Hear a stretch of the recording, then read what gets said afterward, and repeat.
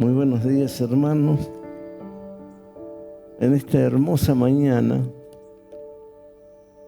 quiero compartir una historia de una persona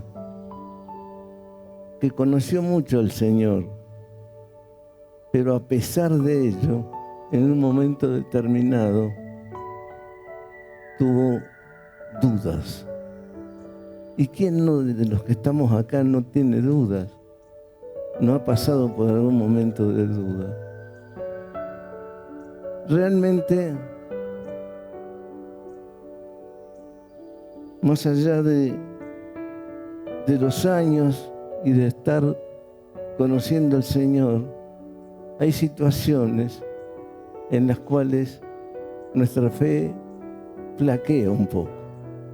En esta mañana yo quiero hablarles precisamente a esos hermanos, a esas personas que muchas veces se sienten golpeadas, se sienten desvalidas y también que hayan dudado en algún momento. Ustedes saben, vamos a poner el primer slide para que nos ayude. El título de la meditación en esta mañana es A pesar de.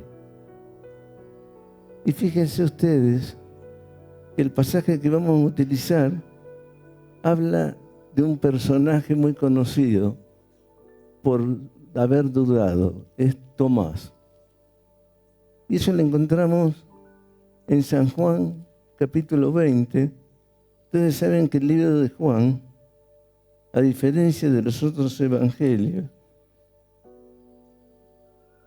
Juan trata más tiempo del ministerio de Jesús, pero prácticamente en los últimos libros, del capítulo 12 al capítulo 20, se encarga de hablar solamente de la última semana del ministerio de Jesús. Por eso aparecen detalles en Juan que no aparecen en los otros evangelios, precisamente por esa mirada que él tenía. Entonces, él escribe sobre este hecho que le ocurrió a Tomás. Dice la palabra de Dios que estaban todos los discípulos reunidos y el Señor, ya resucitado, los visita. Mire, el hecho de la resurrección de Jesús es muy importante para nosotros porque es la columna vertebral de nuestra fe. Pero además hay un hecho sumamente importante. Ustedes fíjense que los discípulos, cuando estaban allí reunidos y el Señor aparece, los reconocen. Y ese es un hecho muy importante, porque si nosotros también vamos a resucitar, también nos van a conocer. Fíjese qué detalle interesante. Y dice la palabra de Dios, vamos a la palabra directamente, pasemos al primer slide, una más. Dice, cuando llegó la noche de aquel mismo día, el primero de la semana. ¿Cuál era el primero de la semana? Era el domingo. Pero ustedes fíjense que en aquella época todavía estaba con algunos problemas de transición el calendario romano, que tenía en vez de 7 semanas, 8 semanas, y en vez de 12 meses, 10 meses, porque ellos se regían por el tema de la luna y no por el tema del sol. Después, como influencia de los judíos y de los orientales, pasaron del calendario lunar al calendario solar. Pero la influencia de los cristianos era porque Jesús había resucitado precisamente un día domingo. Entonces, allí aparece el Señor en medio de ellos y le dice: paz a vosotros. Pero, y acá quiero detenerme, pasemos a la otra.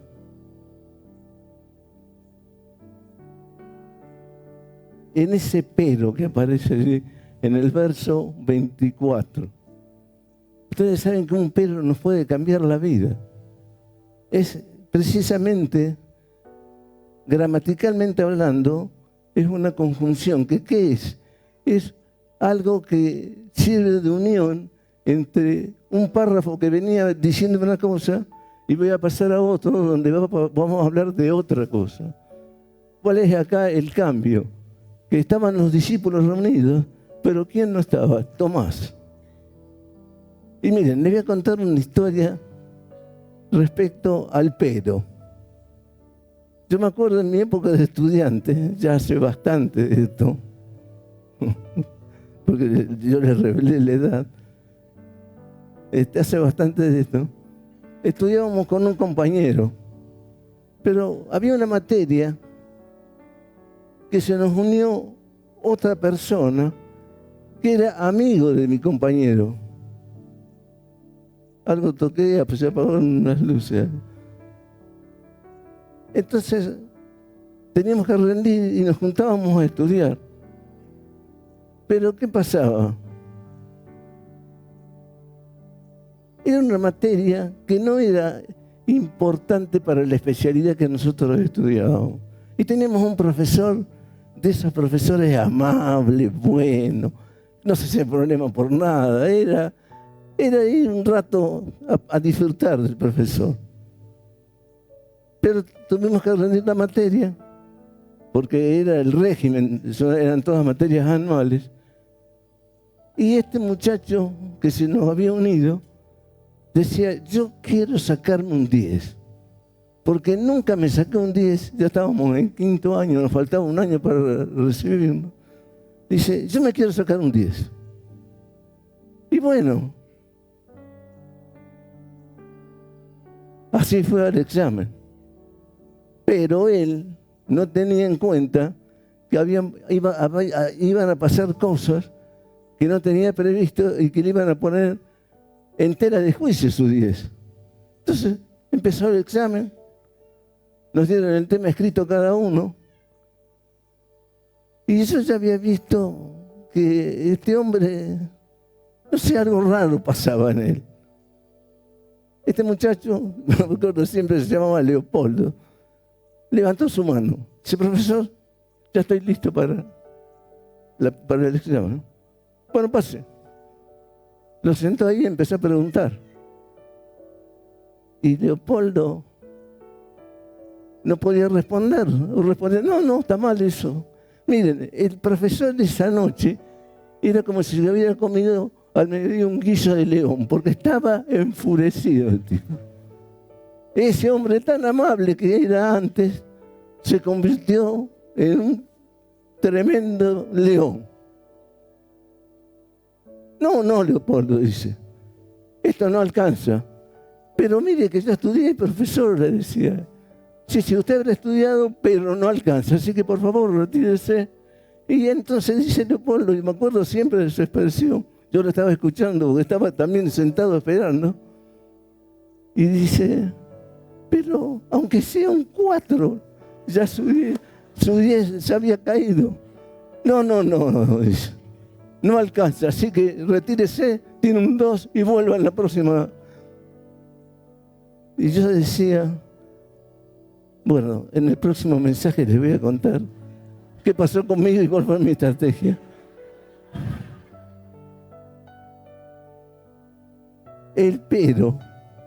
Y acá, mira, a Tomás le pasa exactamente lo mismo. Él no estaba. Pero como él no estaba, ocurrieron ciertas cosas. Y realmente él estaba escuchando lo que los otros discípulos le decían, pero él dijo, yo quiero verlo, porque si no veo y toco, no creo. Fíjense a dónde llegó Tomás. Y él había visto, porque el mismo pasaje de Juan, el libro de Juan, nada más que en el capítulo 11, cuando Jesús va a la casa de Lázaro para resucitarlo, Tomás estaba comandando esa reunión y dice allí en el capítulo 11 que él estaba dispuesto a ir, incluso si era necesario morir, él iba a morir para acompañarlo al Señor. Y después, a renglón seguido, él tiene esta actitud donde duda. El tema es, ¿dónde estamos parados nosotros? Y muchas veces también nosotros dudamos, al igual que Tomás. Y por más que otros nos cuenten, no siempre causa un efecto como para que cambiemos de opinión. Pero fíjense lo que le pasó a Tomás. 8 días después, dice, si ustedes leen allí del 19, ya en el 24 dice, pero Tomás, uno de los 12, llamado Dídimo, no estaba con ellos cuando vino Jesús. Y los discípulos, los otros discípulos, le dijeron, mirá, hemos visto al Señor y le hemos visto resucitado. Pero él dijo, yo si no lo veo y lo toco, no lo creo. Y fíjense ustedes que el versículo 27, el 26, 8 días después estaban otra vez sus discípulos dentro y con ellos Tomás. Llegó Jesús estando las puertas cerradas y se puso en medio de ellos y les dijo, pasa a vosotros. Jesús después le dijo a Tomás, vení Tomás. Qué momento, ¿no? Poné tu dedo y poné tu mano en mi costado. Por eso Tomás, pasemos a la otra, está bien ahí. Por eso Tomás exclama, Señor mío y Dios mío. ¿Qué momento ese debe haber sido para Tomás? ¿Y qué momento es ese para nosotros? Cuenta una historia verídica que uno de los hermanos Wesley sentía en ciertos momentos, a pesar de ser un predicador exitoso, sentía como que había un vacío y que no siempre contaba con la cercanía del Señor. Entonces, él oraba al Señor para decirle y pedirle que le quite esa duda. Y en un momento determinado asiste a una reunión donde realmente tiene ese encuentro con Dios tan especial, cuando Dios llega a cada uno de nosotros en nuestra vida. Y dice que Wesley cayó de rodillas y dijo, ahora sí, sé que soy un hijo tuyo. Y realmente es muy importante que podamos sentir esa experiencia personal donde Cristo ingresa a nuestra vida para cambiar realmente nuestra vida. Pero, ¿qué pasa? Eso es cuando Cristo se muestra realmente en nuestra vida. Y yo les puedo asegurar a mis hermanos que yo también, en algún momento determinado, usted dice, me están pasando esto, estoy pasando por este problema. Oro al Señor. ¿Y qué pasa cuando la oración no tiene una respuesta inmediata? Es como un semáforo. Si está en verde, estamos muy contentos porque todo sale como estábamos esperando. Si está en amarillo, y por ahí nos impacientamos. Pero si está en rojo, como Pablo, que le dijo el Señor 3 veces, hasta que le dijo, bástate mi gracia, porque mi poder se perfecciona en tu debilidad. ¿Qué pasa, mi hermano, cuando nosotros oramos por algo? ¿Cómo vivimos esperando eso cuando está en amarillo o está en rojo? Es un desafío, pero una cosa les recuerdo.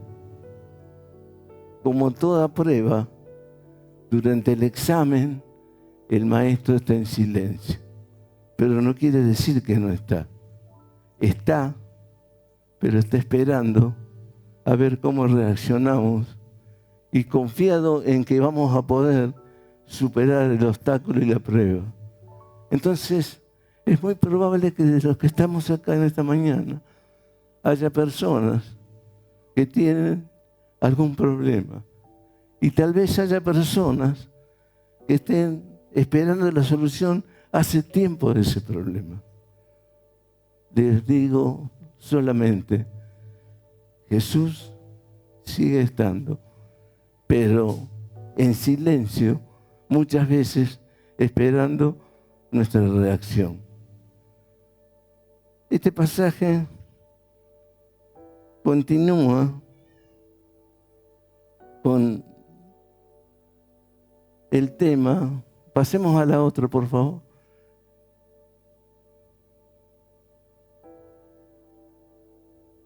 Tomás puede exclamar, Señor mío y Dios mío, porque realmente tiene la revelación y ahí está viendo con sus propios ojos al Jesús que él unos instantes antes, 8 días antes, de alguna manera había tenido dudas. Fíjense ustedes qué es lo que pasa allí. Dice, nosotros queremos, como discípulos de Dios, ser similares a Dios, semejantes, parecidos. Ahora, fíjense que Pablo, tiempo después, dice, sed imitadores de mí, así como yo de Cristo. ¿Qué hay que hacer para ser imitador de Cristo? Pablo en Filipenses 3:10 dice, a fin de conocerle al Señor, llegando a ser semejante a Él en su muerte. Quiere decir que para ser similar a Jesús, usted y yo tenemos que tener actitudes que tuvo el Señor en su muerte. ¿Y cuál es el tema de su muerte? Ahí inmediatamente vamos a la cruz, porque en la cruz el Señor mostró cada uno de esos detalles. Miren, pasemos a la otra. Fíjense ustedes esto. Estando Jesús en la cruz, dice Lucas 23, capítulo 23, versículo 34, dice, Señor, perdónalos porque no saben lo que hacen. El Señor, estando en la cruz, pensó en aquellos que lo estaban agrediendo y los perdonó. Dice, perdón. Es muy importante. Hay un libro que escribe Sebastián Palermo que se llama Aprender a Sentir, donde él explica la diferencia entre la justicia y el perdón. Dice, ambos son dos derechos. Yo tengo el derecho de pedir justicia, pero es optativo. Puedo dejarlo de lado si yo quiero. El perdón es un derecho obligatorio y yo no puedo dejarlo, tengo que mantenerlo siempre. Siempre tengo que perdonar como hijo de Dios. Ahora, fíjense ustedes esto. ¿Qué pasa cuando alguien cae? ¿Cuál es nuestra actitud? ¿Estamos preocupados por restaurarlo o estamos preocupados por criticarlo? Realmente, cuando una persona cae, dice Romanos 5:8, Pablo, que Cristo Jesús murió por nosotros aún siendo nosotros pecadores. Entonces, el tema es, ¿cómo hago? Me acerco a la persona. Cristo se acerca a cada uno de nosotros, no para condenarnos, sino para darnos la oportunidad de restaurar nuestra vida. En cambio, nosotros, ¿qué actitud tenemos? Generalmente frente a la persona que cae. Miren, hermanos, hay algunos problemas que son muy ciertos y que muchas veces nos traen más de una dificultad. Es muy fácil, frente a un problema y a alguien que ha caído, criticarlo y ponerle rápidamente un versículo para decir, mira, está condenado. Ahora, es muy distinto cuando frente a esa misma situación yo le pongo el nombre y apellido a ese hecho. Hay una ilustración muy interesante que habla de un caso real de una mamá que tenía un hijo con un pecado que muchas veces es condenado dentro de la iglesia. Y no se trata de no poner las cosas en su lugar, sino de amar como ama el Señor. Entonces la señora va a hablar con el pastor y le dice, miren, los jóvenes están todos descarriados. Pastor, usted tiene que poner en caja esto, porque realmente cada vez se está poniendo más difícil. Dice, pastor, muy bien, hermana, ¿cómo no? Ahora, le quiero decir una cosa. Dentro de ese grupo de personas que usted me está pidiendo que yo tome medidas, él lo está comandando su hijo. Ah, bueno, pero entonces tendríamos que tener un poco de paciencia y ver cómo arreglamos la situación. Cuando uno le pone el nombre y apellido, la situación cambia. Entonces, frente a la persona que cae, la pregunta es, ¿cómo nos acercamos nosotros? ¿Cuál es nuestra actitud para restaurar eso? ¿Lo hacemos con una cruz como Cristo en la espalda o con una piedra en la mano? ¿Con el corazón del cielo o con las palabras de los fariseos? ¿Cómo somos como iglesia? Qué importante que es que realmente podamos tener una actitud de perdonar a otros. Pero el Señor no solo perdonó, sino que salvó a otros. Fíjense que le dice al ladrón que está al lado de él, esta noche estarás conmigo en el paraíso. Qué importante que es el tema de la salvación. ¿Qué es lo que nosotros tenemos que hacer? Hay un testimonio muy importante. Dice que cuando el Titanic esa noche partió de el puerto en Londres y que iba camino a Estados Unidos, había tomado el Titanic un pastor de nombre John Harper. El pastor iba con su nenita, porque había enviudado, que tenía solo 6 años. Entonces, cuando el Titanic choca con el iceberg, el pastor, toma a su nenita y se la entrega a unos pasajeros que estaban ahí, que estaban subiendo al bote salvavidas. Deja a la nena y comienza a caminar por los pasillos del Titanic y se está hundiendo. Ustedes saben que se hundió en muy poco tiempo, 3 horas y media calcularon. Iba por los pasillos predicando el Evangelio y diciéndole a las personas, aceptan a Jesucristo. Y dice en un momento determinado, él se abrazó a una parte del Titanic, unos pedazos de madera que estaban allí, y dice que había una persona que después dio este testimonio, que se le acercó al pastor y le dice, ¿usted es salvo? No. Bueno, acepta a Jesús. Y una hora lo llevó y este hombre se quedó pensando ahí. Y al ratito, otra hora lo volvió a traer de nuevo el pastor Harper. Y le dice el pastor, ¿aceptó a Jesucristo como Salvador? Sí, pastor, aceptó. Bueno, gloria a Dios. Y una ola dice que se lo llevó y nunca más lo vio. Entonces daba el testimonio y dijo, yo soy el último que fue salvo por la actitud del pastor Harper. Qué importante es, mis hermanos, poder tener una persona y que nosotros podamos predicar el Evangelio y llevarlo a cada uno de los que están todavía perdidos y que van a tener una eternidad sin Cristo, y que lamentablemente yo debo decirles con la autoridad que me da la palabra de Dios, que el único camino para tener salvación y vida eterna es Jesucristo. No hay otro camino.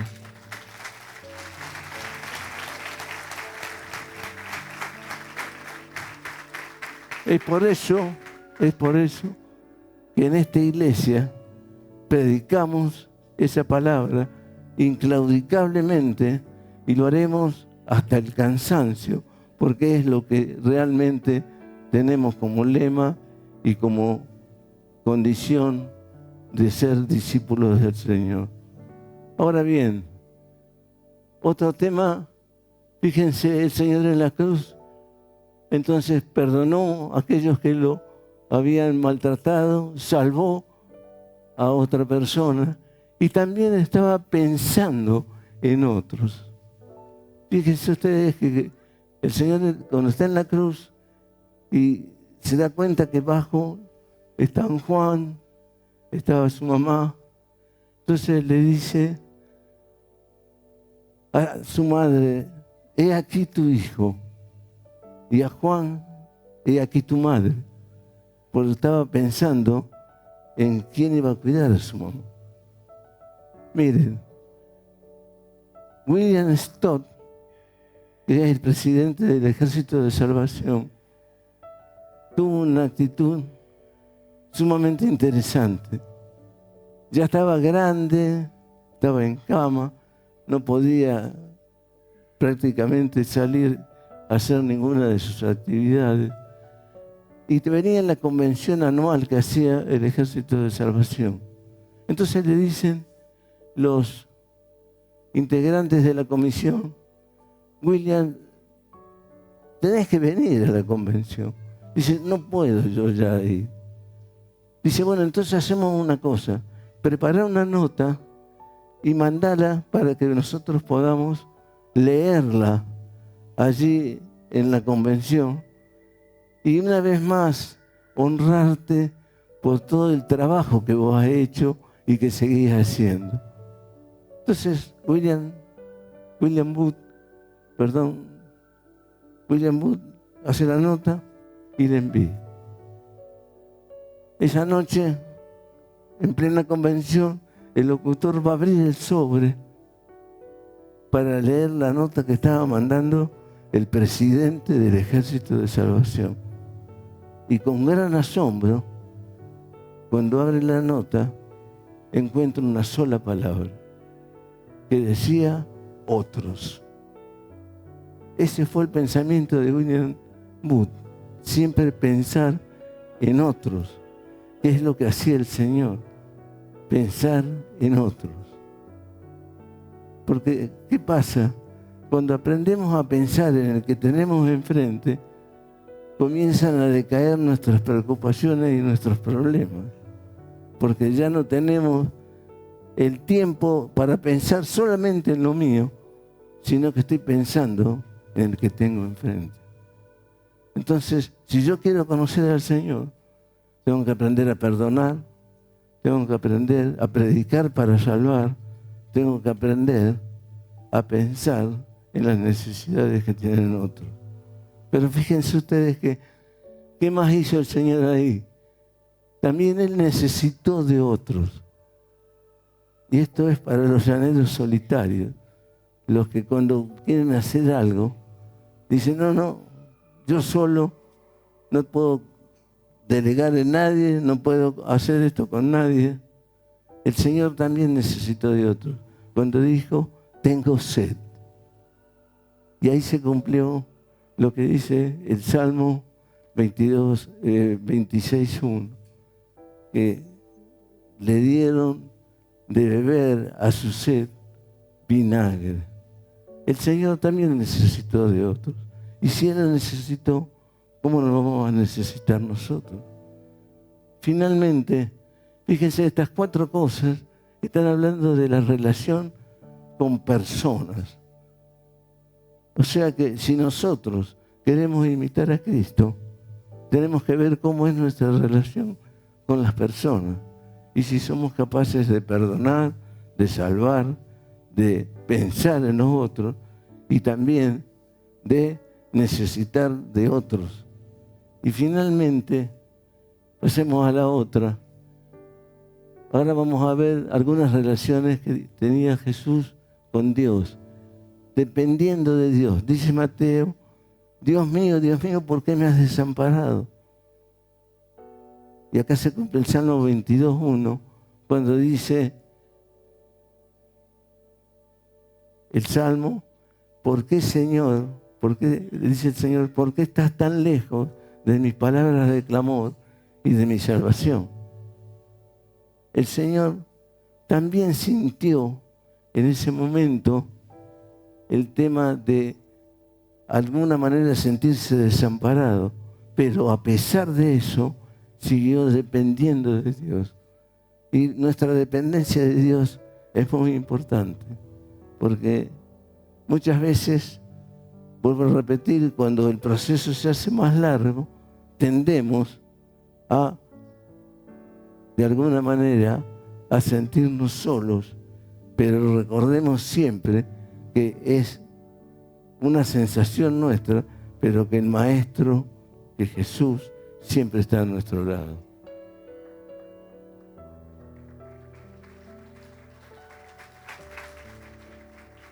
Fíjense, lo último, dice obediencia a Dios. Es cuando el Señor dice, consumado es. Fíjense que nos dice, consumado estoy. Dice, consumado es. Porque ¿qué está diciendo? Que lo que vino a hacer, lo hizo hasta el último detalle, y si fue necesario que muera, y muerte de cruz. Acá hay un concepto muy interesante. No es lo mismo renunciar que terminar. El Señor terminó y por eso dijo consumado es, pero no renunció en ningún momento. Muchas veces nosotros, ante las dificultades, decimos, no, yo esto no es para mí, lo dejo y se terminó. Tenemos que acostumbrarnos a que cuando asumimos una responsabilidad y tomamos la cabeza para hacer, digamos, un trabajo, tenemos que cumplimentarlo totalmente y no abandonar. Porque el Señor murió en la cruz y pudo decir consumado es, porque había cumplido todo el plan que su Padre le había mandado a hacer. El tema es nosotros, cómo actuamos cuando tenemos que hacer algo. Somos capaces de soportar la crítica, soportar a veces la injusticia, pero seguir firme en lo que estamos haciendo. Eso es lo que nos pide el Señor si lo queremos imitar. Y finalmente, fíjense que estando en la cruz, Él dice, ahí Lucas 23:46 tiene una expresión muy linda que dice, Padre, en tus manos entrego mi espíritu. O sea, confío totalmente en el Padre. Nosotros debemos ser dependientes, obedecer y confiar siempre en Dios. Mis hermanos, es muy importante ver cómo es nuestra manera de actuar y de ser. Porque muchas veces nosotros tenemos actitudes que dejan bastante que desear. En estos años, en tantos años, llevo también unos cuantos años conociendo al Señor y trabajando en distintos lugares. Y uno muchas veces ve cosas que son injustas. Pero como les decía hace un ratito, el pedir justicia es algo optativo. Y muchas veces es más conveniente en nuestra vida dar por perdido un hecho que ir a la búsqueda de justicia. Es preferible perdonar porque eso nos va a permitir avanzar.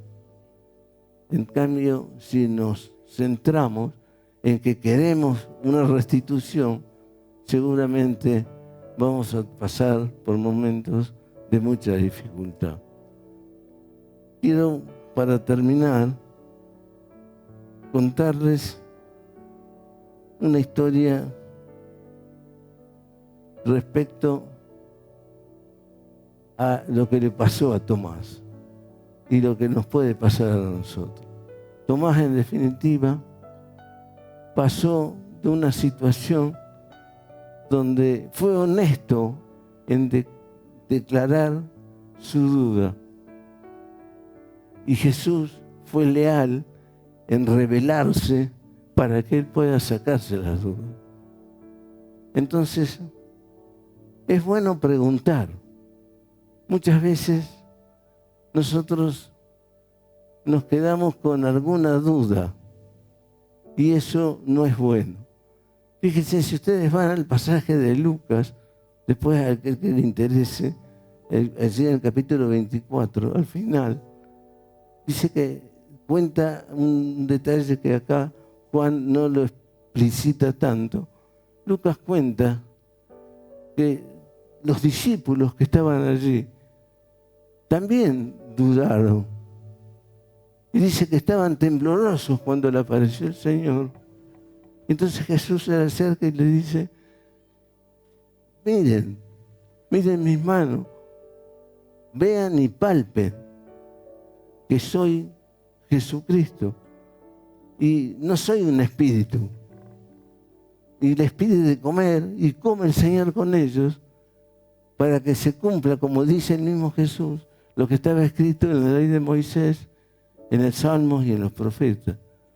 Entonces, muchas veces nosotros tenemos ese tipo de actitud. Una actitud que pone de manifiesto que estamos dudando. Pero es bueno, como Tomás, que podamos sobrepasar eso y más allá de las preguntas, poder tener una actitud que sea buena y honrosa para el Señor. Entonces, no se quede con la duda, pregunte. Entonces, muchas veces la pregunta me permite, por ejemplo, decir: Señor, ¿por qué me está pasando esto?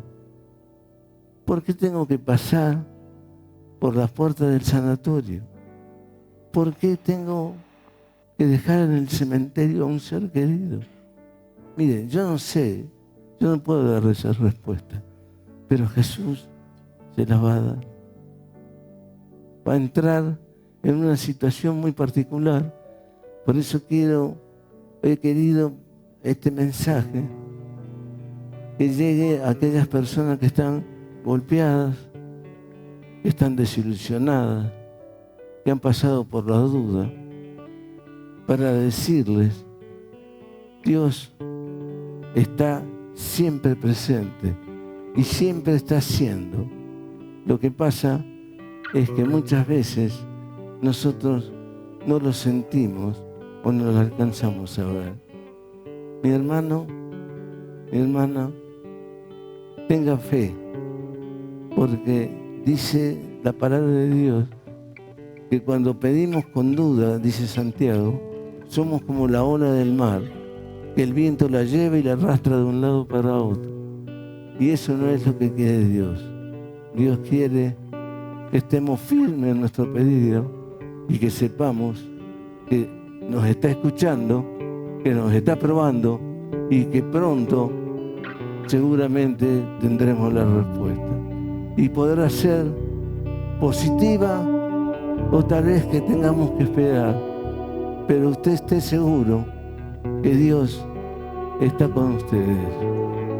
Muchas gracias por su atención y vamos a pedir al pastor